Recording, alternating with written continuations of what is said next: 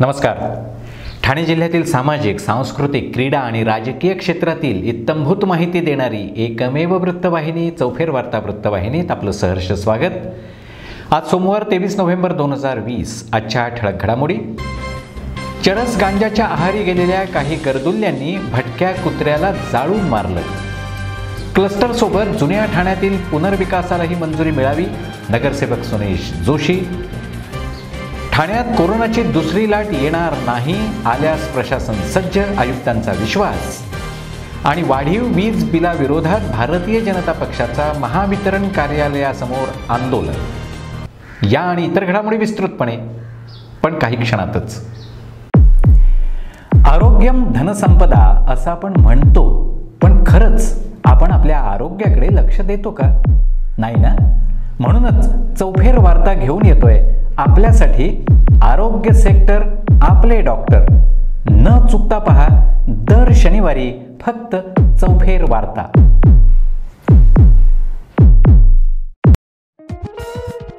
कार्य तुमचं, व्यासपीठ आमचं. चौफेर वार्ताचा आगळा वेगळा उपक्रम. दर गुरुवारी पहा सामाजिक, क्रीडा, सांस्कृतिक क्षेत्रातील व्यक्तींची खास मुलाखत. कार्य तुमचं, व्यासपीठ आमचं या चौफेर वार्ताच्या विशेष सदरात. पशूंनाही लाजवेल असं अमानवीय कृत्य ठाण्यातील घोडबंदर रस्त्यावर घडल्यानं प्राणीमित्रांमध्ये रोष निर्माण झालाय.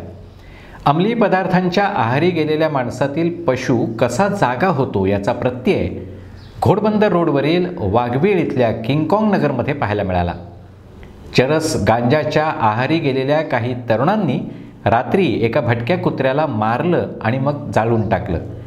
त्यांचं हे कृत्य कळताच प्राणीमित्रांनी पोलिसांसोबत घटनास्थळी धाव घेतली, परंतु तोपर्यंत तो निष्पाप जीव जळून खाक झाला होता. या भागात गर्दुल्ले आणि चरस पिणाऱ्यांचा सतत वावर असतो. अंमली पदार्थांच्या आहारी गेलेल्या नराधमांकडून हे कृत्य माणसांच्या बाबतीत देखील घडू शकतं अशी भीती प्राणीमित्रांनी व्यक्त केली आहे. क्लस्टरच्या दुसऱ्या टप्प्यातील 6 आराखड्यांना शुक्रवारच्या महासभेत कोणत्याही प्रकारची चर्चा न करता अंतिम मंजुरी देण्यात आली.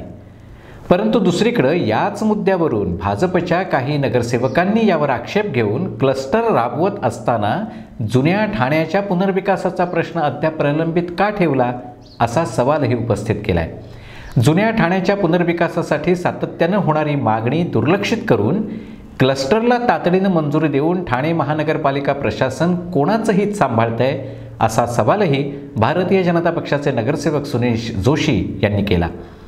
या संदर्भात महासभेच्या दिवशी नगरसेवक सुनेश जोशी यांनी महापालिका आयुक्त डॉक्टर विपिन शर्मा यांना निवेदन देऊन विचारणा केली.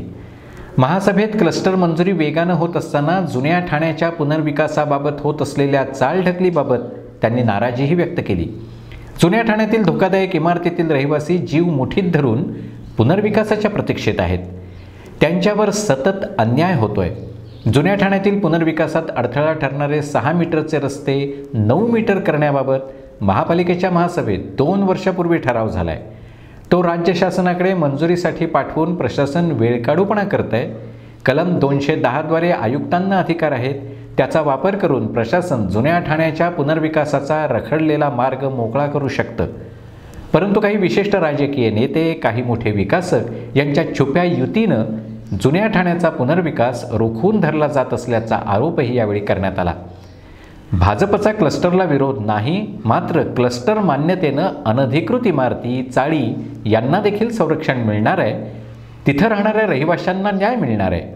परंतु जुन्या ठाण्यातील अधिकृत इमारतीत राहणाऱ्यांना न्यायाच्या प्रतीक्षेत ठेवण्याचं कारण काय असा सवालही भारतीय जनता पक्षाच्या नगरसेवकांनी केला आहे. ठाणे शहराची परिस्थिती दिल्लीसारखी नाही, परंतु ठाणेकरांनी नियमांचं पालन केलं नाही तर मात्र चिंता वाढू शकते अशी भीती महापालिका आयुक्त डॉक्टर विपिन शर्मा यांनी व्यक्त केली आहे. दिल्लीत कोरोनाची दुसरी लाट आली आहे. त्या पार्श्वभूमीवर ठाणे महानगरपालिका आयुक्त डॉक्टर विपिन शर्मा यांच्याशी चर्चा केली असता ते म्हणाले की दिल्लीसारखी ठाण्याची परिस्थिती नाही, परंतु ठाणेकरांनी काळजी घेतली नाही तर मात्र दिल्लीसारखी परिस्थिती व्हायला वेळ लागणार नाही. ठाण्यात मागच्या आठवड्यात कोरोना रुग्णांची संख्या कमी झाली होती. त्यावेळी चाचण्या देखील कमी केल्या होत्या. त्यामुळे रुग्णसंख्या देखील कमी झाली होती. ठाण्यात रुग्णवाढीचा वेग हा दिवसेंदिवस कमी होत चालला आहे. ज्यावेळी आयुक्तांनी पदभार स्वीकारला तेव्हा रुग्णवाढीचा दर 32% होता. आता तो 8.1% आला आहे. दर दिवशी रुग्णवाढ 2 ते 3% इतकी कमी होती आहे. त्यामुळे ठाण्यात सध्या तरी कोरोनाची दुसरी लाट दिसत नाही. दिल्लीत 2% रुग्णवाढ होती. 2 महिन्यांनंतर हा दर 14%वर गेला आहे. दिवाळीच्या दरम्यान ही लाट आली होती.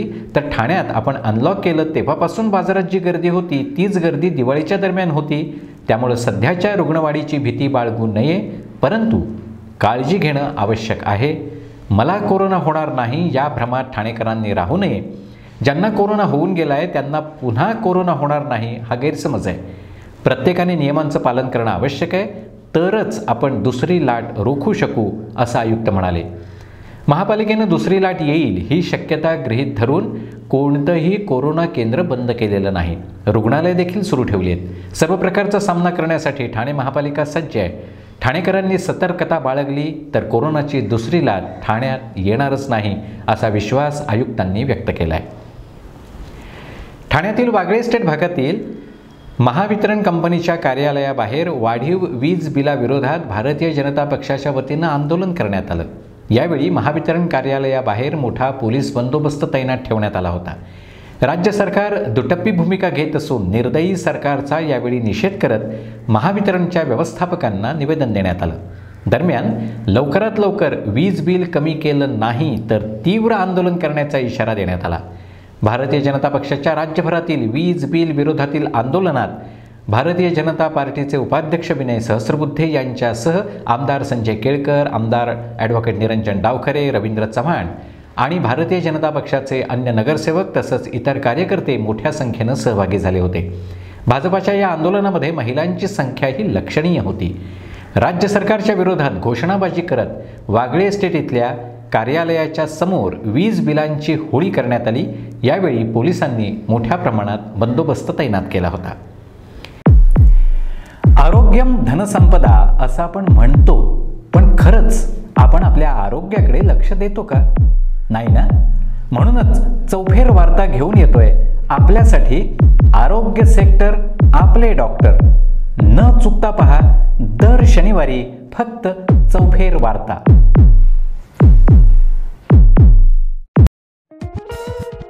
कार्य तुमचं, व्यासपीठ आमचं. चौफेर वार्ताचा आगळा वेगळा उपक्रम. दर गुरुवारी पहा सामाजिक, क्रीडा, सांस्कृतिक क्षेत्रातील व्यक्तींची खास मुलाखत. कार्य तुमचं, व्यासपीठ आमचं या चौफेर वार्ताच्या विशेष सदरात. आजच्या ठळक घडामोडी शेवटी पुन्हा एकदा. चरस गांजाच्या आहारी गेलेल्या काही गर्दुल्ल्यांनी भटक्या कुत्र्याला जाळून मारलं. क्लस्टरसोबत जुन्या ठाण्यातील पुनर्विकासालाही मंजुरी मिळावी, नगरसेवक सुनेश जोशी. ठाण्यात कोरोनाची दुसरी लाट येणार नाही, आल्यास प्रशासन सज्ज, आयुक्तांचा विश्वास. आणि वाढीव वीज बिलाविरोधात भारतीय जनता पक्षाचा महावितरण कार्यालयासमोर आंदोलन. या होत्या आजच्या विशेष बातम्या. चौफेर वार्ता ही वृत्तवाहिनी आगळे वेगळे उपक्रम घेऊन आपल्यासमोर येते. त्याकरता आपल्या काही सूचना असल्यास आम्हाला अवश्य कळवा. त्याकरता आमचा संपर्क क्रमांक आणि ईमेल ID आपल्याला स्क्रीनवर दिसेलच. आमचं हे बातमीपत्र आपण आमच्या फेसबुक पेजवर आणि यूट्यूब चॅनलवरही पाहू शकता. बातमीपत्र पाहिल्यानंतर आमचे चॅनल सबस्क्राईब करायला विसरू नका. पुन्हा भेटूच पुढच्या बातमीपत्रात. तोपर्यंत धन्यवाद. शुभरात्री.